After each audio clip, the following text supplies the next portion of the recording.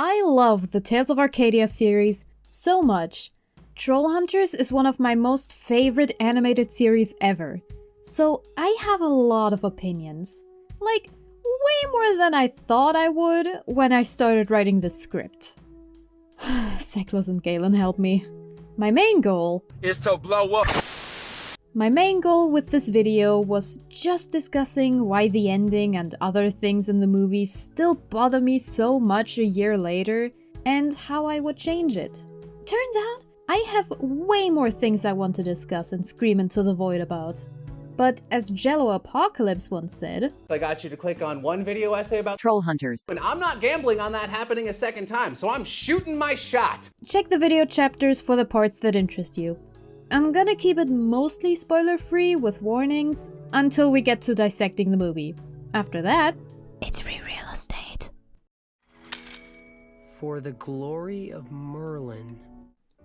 Tales of Arcadia is a trilogy of 3D animated DreamWorks series created by Guillermo del Toro. It encompasses the series Trollhunters, Three Below, Wizards, and finishes the saga in the movie Trollhunters Rise of the Titans. All these series have their own flavor of urban fantasy and protagonists, but roughly take place around the same town of Arcadia Oaks. Basically the center of the universe. The plots and characters of each series cross over in multiple ways and build upon each other's foundation, yet can stand on their own just as well. And then the movie Rise of the Titans brings everything and everyone together for a conclusion. Let me give you the reasons why you should watch the Tales of Arcadia series. The writing is fantastic, from the characters to the plot to the dialogue, brought to you by fantastic voice acting. Never forget that fear is but the precursor to valor, that to strive and triumph in the face of fear Is what it means to be a hero. Don't think. Become. It has a great balance of comedy and seriousness. One of us, like a weird half-breed thing, man. Maybe it was just the lighting. The lighting? The world building is very interesting with reoccurring minor and major elements. It weaves into the plot and characters masterfully. 3D animation might not be everyone's cup of tea, but DreamWorks did really well with keeping things colorful and expressive. The characters. Oh, the characters. At worst, they're intentionally hateable or bland with an important narrative function, and at best, filled with so many layers, it's like you're eating the world's largest lasagna. Yes, I compared Strickler to lasagna, what of it? The sound design is solid. The monkey brain loves it when the trolls growl and the armor and magic go whoosh. The plot is engaging and well crafted. The episodic adventures never feel like filler because they expand on the world, characters, and greater plot consistently. Need I say more? Maybe. All that was quite general, and of course nothing is perfect. But please watch Trollhunters and Beyond. It's well worth your time. Don't believe me? Have some testimonials.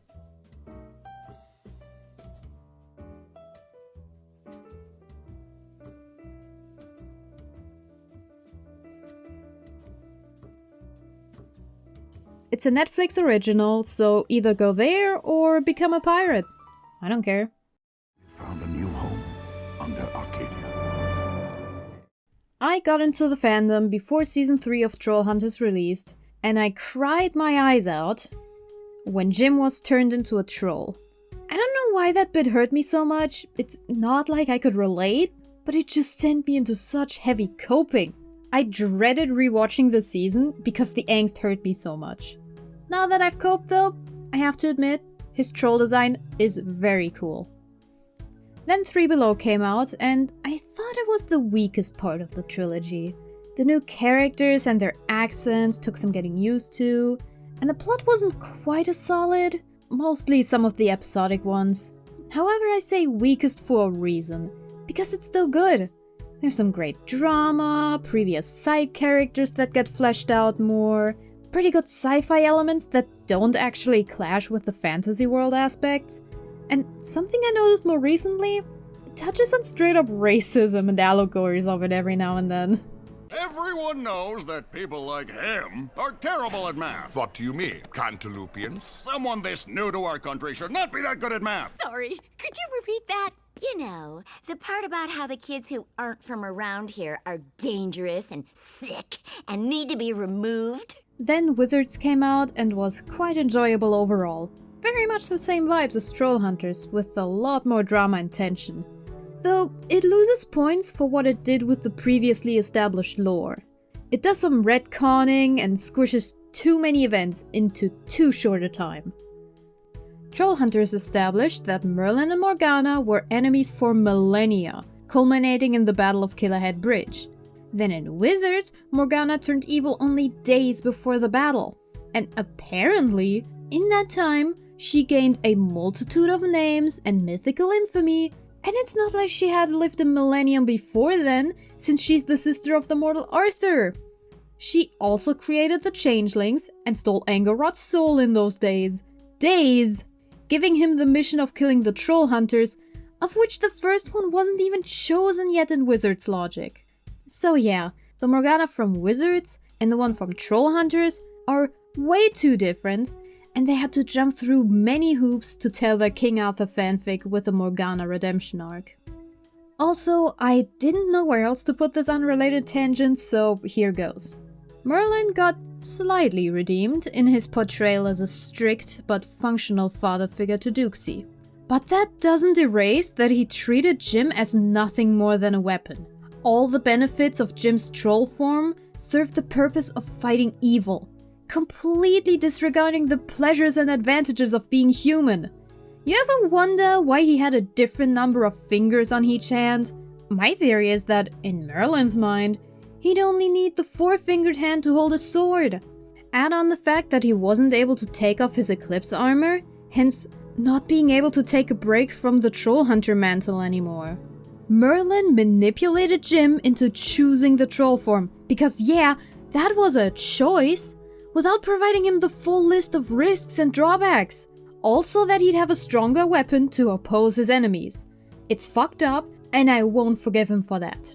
He may be on the side of good, but Merlin is a bitch. Anyways, that Jim thing that destroyed me, and that I just rambled on about, it got resolved in a way that made me sob in a good way this time, and made me feel a bit better about Season 3 retroactively. After recommending the series multiple times to my online friends, I finally got two of them to watch it with me. I screen-shared over a public Discord VC, so over time others would hop in for a handful of episodes.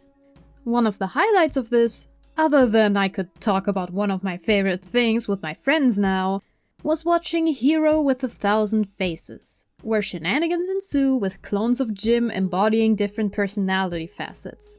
Watching this episode with my friends made me laugh so much.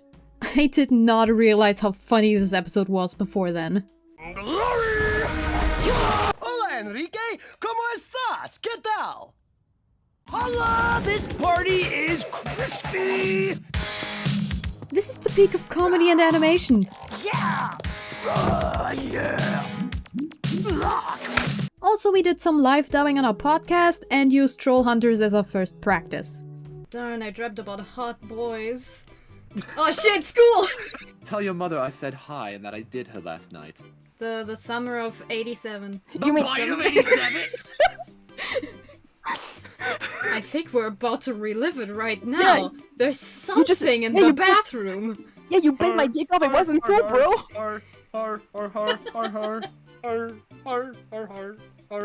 God damn it, Five Nights at Freddy's again! Listen, right now I'm currently giving a low job. I can't really do it right now.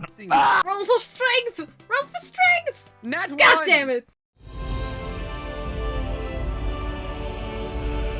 In case you don't want to watch the movie yourself, which I understand, I will direct you to the summary, or just look at the wiki. I will assume going forward that you know the general plot points.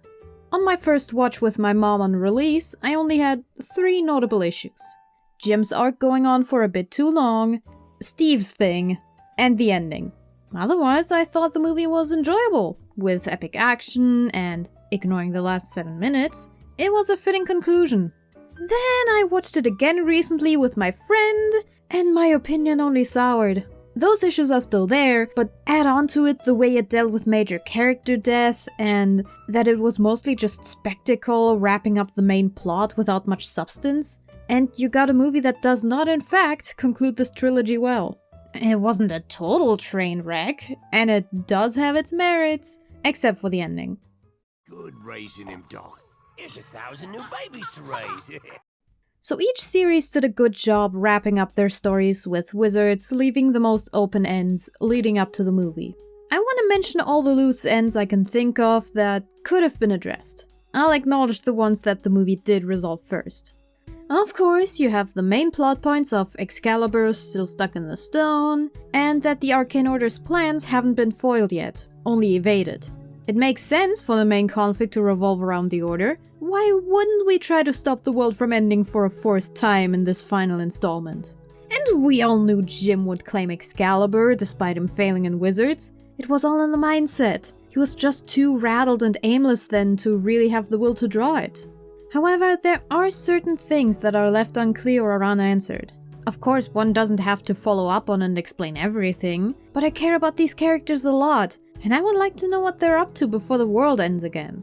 I do enjoy beginnings that throw you right into the action, but things have changed a lot for these characters after their adventures. A sense of normalcy would have returned to Arcadia before the events of the movie, and that brings into question what everyone is doing. How did Jim adjust to life as a human again without the Trollhunter amulet? Did the trolls find their new troll market? How does Blinky fare being in charge of the trolls, with the kids presumably back in their hometown? Does Dukesy teach Claire magic at long distance, or is she teaching herself? I love that Barbara and Strickler are engaged and present in the movie, but they never really explained the whole changeling familiar thing. One couple can't raise hundreds of babies. The majority must have been given up for adoption, but they still seem to be raising a few themselves. I wonder if they kept little Strickler. Also, they stuck around for the strategy meeting and Ice Titan fight. Wonder who does their babysitting. Not Enrique. And speaking of him, did he ever get a proper name? Did he have one before he became a changeling? He lived for some decades before then, so perhaps he has a true name they never used. I also wonder if he'll grow and how fast it would be. 3 Below wrapped up everyone's story very neatly, and Wizards didn't introduce many more characters that are still alive. So with all that being said, there's quite the easy solution to these unanswered questions. Blinky and Jim recap the plot at the very beginning, so why not expand the narration into a "Where are they now?" montage? Nothing too elaborate along, just sweeping across town, showing things while telling others. Then to transition into the fight, we see everyone getting a message and looking all determined, ready to get into action. Establishing some normalcy in this town we got attached to before it gets wrecked again could really help heighten the impact, and it clears up my questions. Destiny is a gift. Now then, I think it's time to actually talk about the movie piece by piece. Ripped limb from limb! The opening fight was dope. As stated, I would have liked to see some setup before it, but I do like when things start in medias res. They didn't need to show how they came up with the plan. The simple line, "no more running," and the fact that they had a plan is enough. Also the interrogation scene that follows. Good comedic timing all around, with a well-used Men in Black reference. FBI, CIA, NSA, SEC! And your mom. Jim getting his ribs cracked by a god because he doesn't have armor is a nice touch of realism and emphasizes that Jim may still be the troll hunter, forever and always, but unarmored humans do be squishy. It also sets up Toby's death later to an extent, since he had to take off his armor. Love how they keep combining Acaridian tech with magic, like the fixes to Camelot and the new amulet. Eli's glow up. Perfection. Love him being a good homie to Steve, but if his situation hadn't happened, the lad could have totally assisted Vavatus in piloting the mecha. After all, he did design it. The roundtable stuff is fun for all the different little character interactions, new and old. Also, the breaking of the mind swap spell felt appropriately brutal. You're with me, Topes. Always have been, always will be.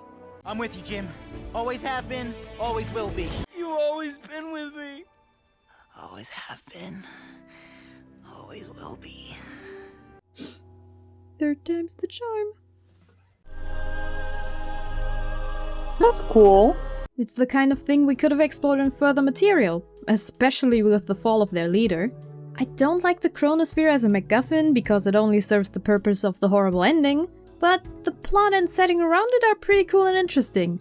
The block on shadow magic, though, it tells the line of plot inconvenience for drama and making sense in the world. I don't exactly know how to feel about it. It's fine.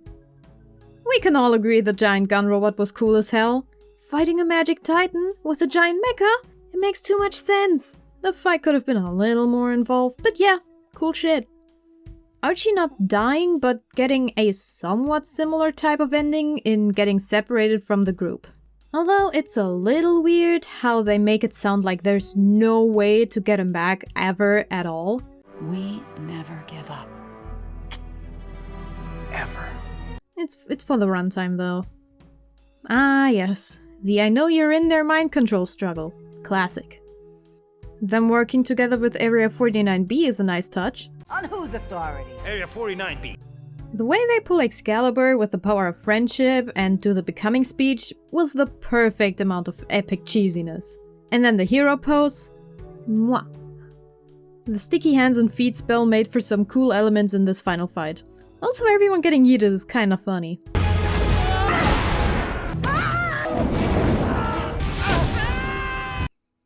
Toby's arc leading up to his sacrifice.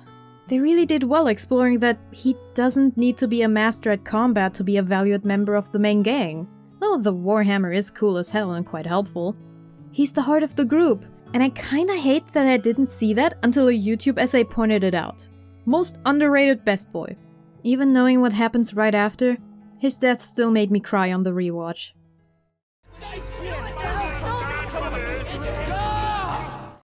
Here's some things that bothered me and don't need an entire section of their own.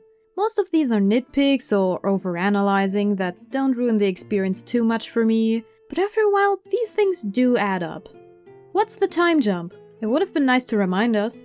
How old are our teen heroes at this point? Do they still go to school? I can't definitively tell. Jim's character arc makes sense to a degree, but it's also repetitive.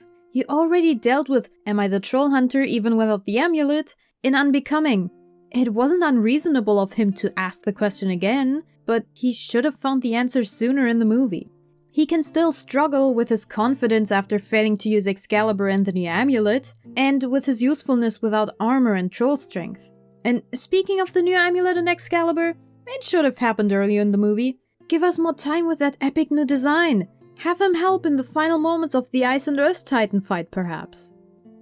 Dukesy should have used the staff more. Bring back the guitar! He could have used a tune to free Nari from mind control. A tune established earlier, perhaps, in the subway. So, the heroes try multiple things to stop the Titans, and yet the only thing is able to do them in are each other and Excalibur. It makes sense that stopping rampaging gods would be a hard task, but spending that much of the runtime on ultimately futile plans feels like a bit of a waste of time.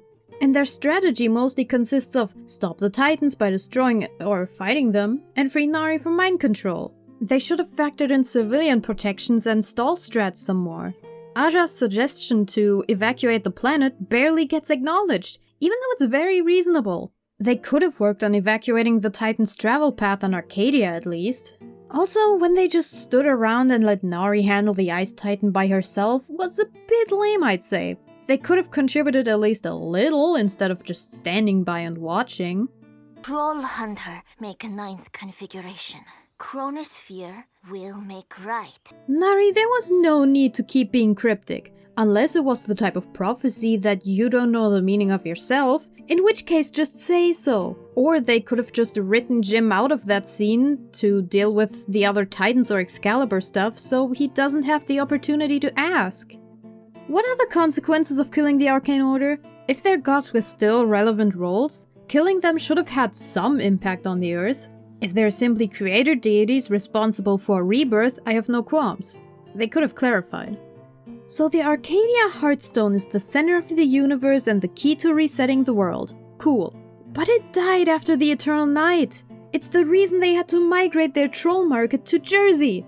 Balrog's presence seemed to have revived it for the time being, but why would it even work in the first place after being dead for months? Now that we got all that out of the way, it's time to get into the meatier discussions I want to have about the movie. My 3 major talking points.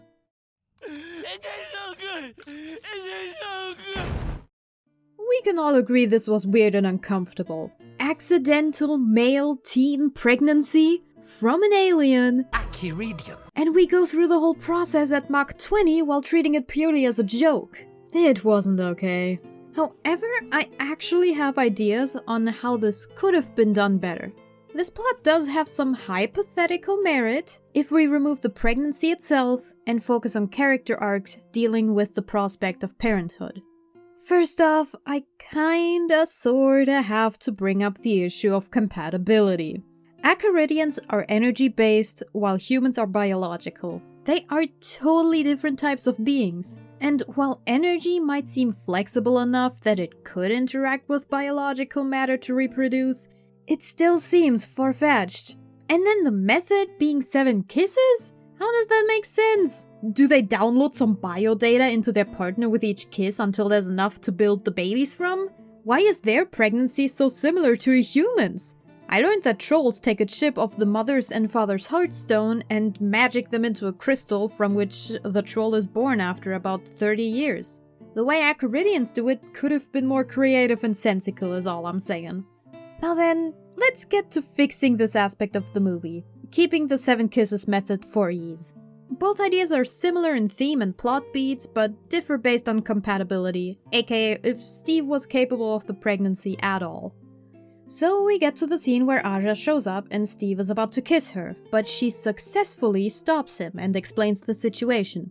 They have a few talks where their scenes in the first part of the movie are, discussing the ramifications of building a family and how they both want to but are unsure when or how. Perhaps they have a talk with Barbara and Strickler.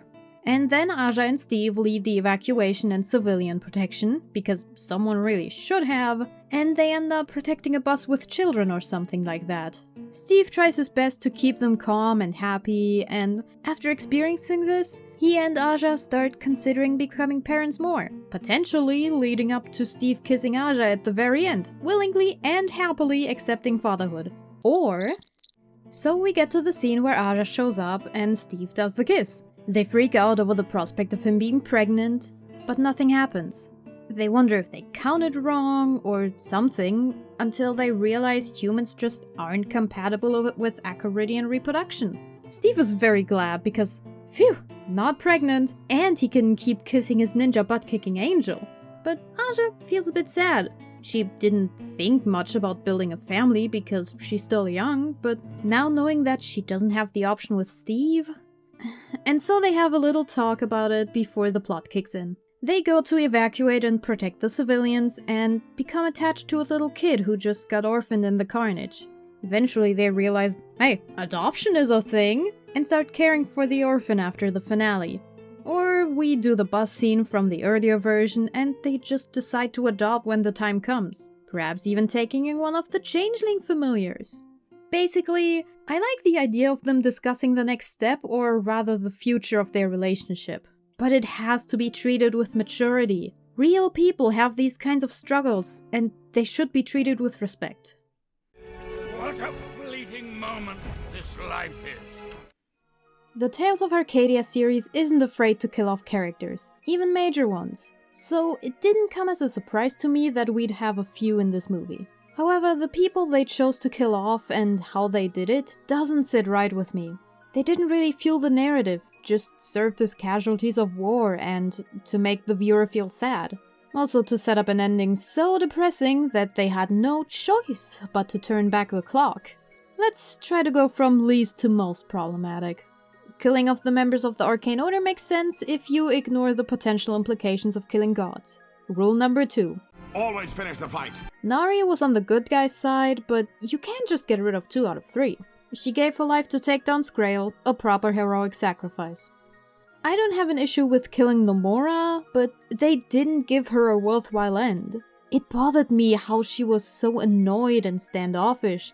it didn't quite feel accurate to a recent characterization. And then she didn't accomplish anything before getting killed.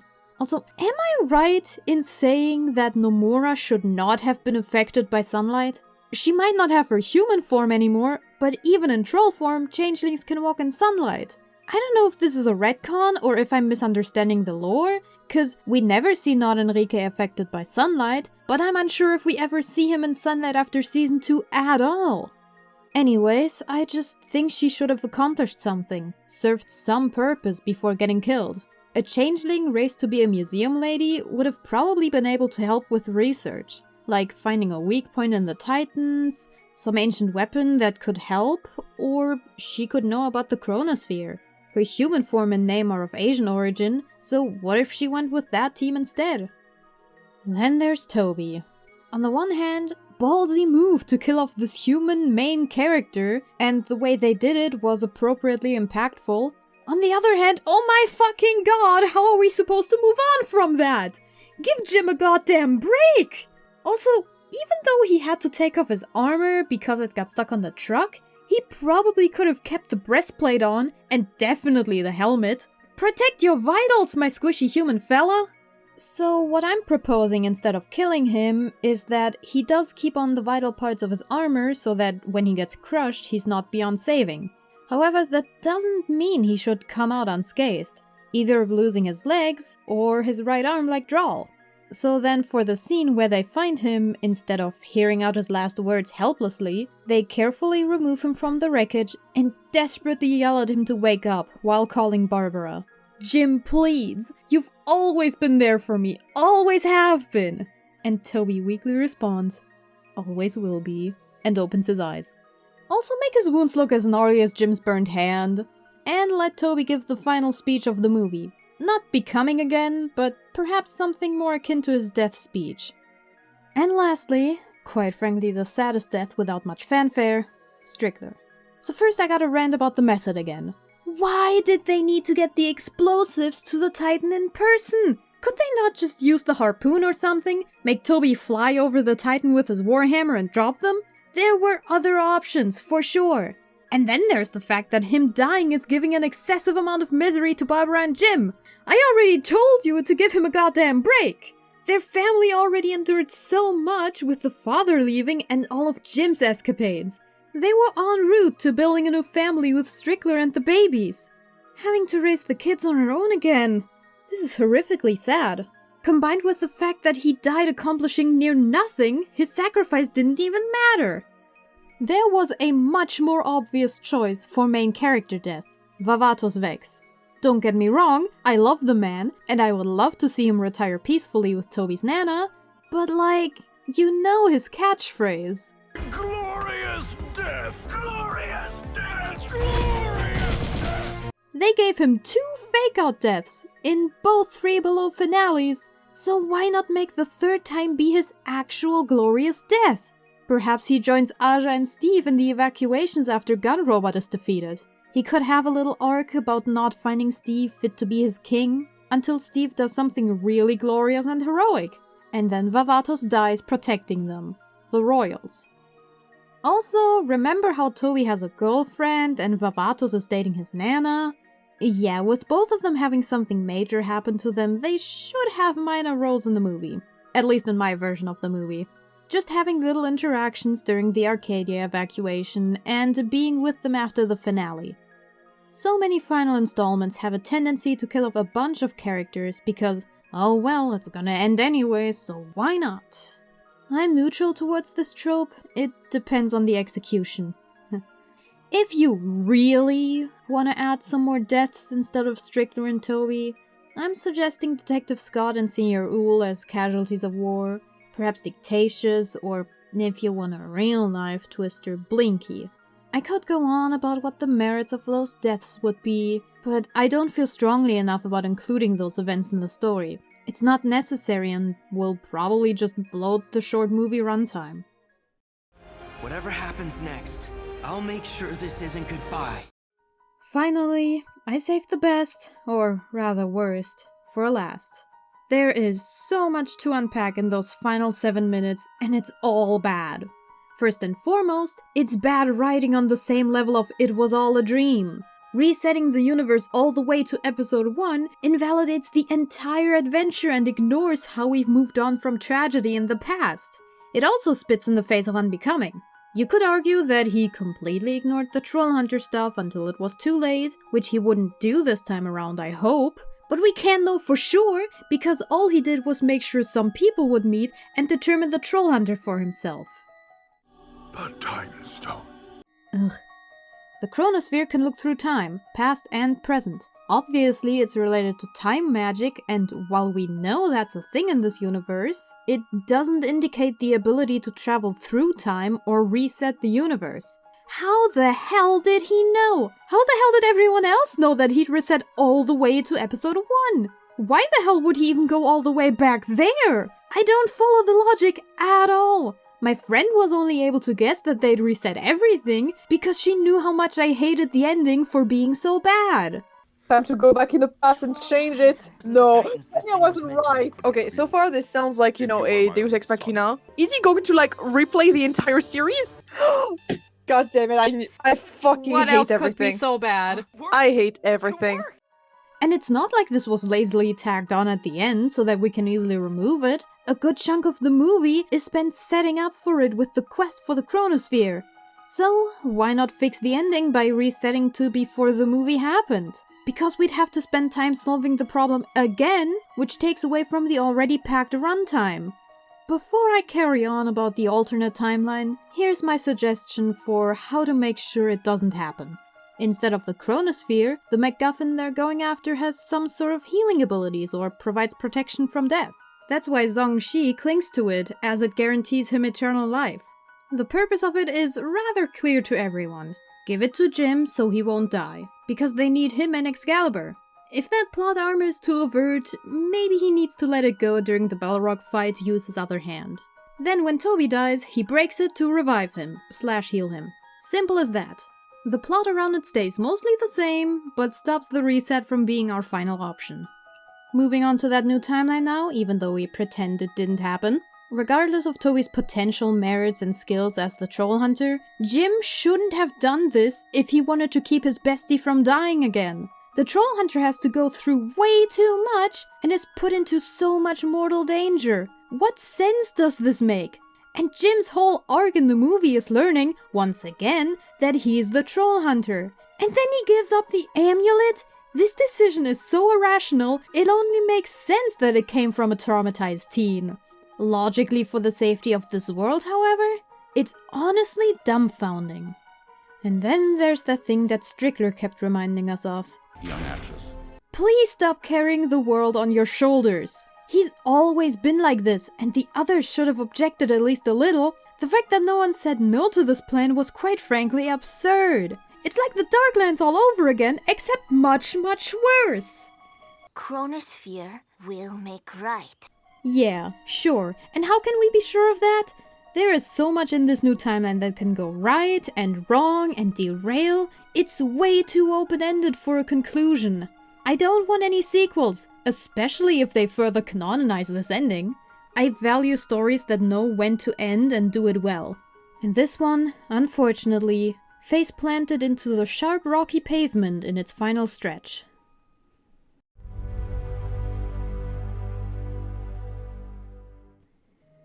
Trollhunters is near perfection. 3 Below has some hiccups but grows on you. Wizards was a little messy, but cool. Trollhunters Rise of the Titans has some cool scenes and aspects, but the whole package sours the experience to the point where I'm still seething a year later. I am a massive fan of the series, and I will continue to brainrot over it. I hope you enjoyed this video essay. Not doing this type of video again. They're walking among us!